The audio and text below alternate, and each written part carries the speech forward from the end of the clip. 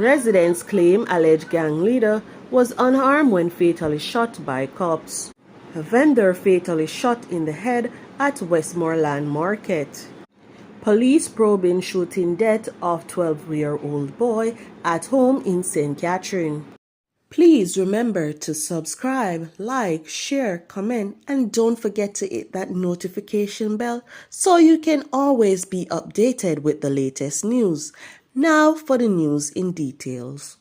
Residents of Sunlight Street in Kingston 13 are fearful that Friday's fatal shooting of an alleged gang leader by the security forces could breed a generation of vipers.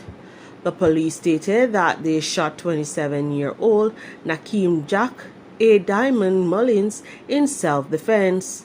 However, residents who spoke with the news media on condition of anonymity out of fear stated that Mullins, who is known to the police, was unharmed at the time of the shooting. He was reportedly returning home from a party with friends. A vendor was shot dead in the head by a gunman on a motorcycle while unloading his fruits at the Savannah Lamar Market in Westmoreland Saturday morning. He has been identified as 55-year-old Howen James of Mafuta District in St. James. The police report that about 6:10, the vendor was removing fruits from his vehicle when a motorcycle with two men on board drove up.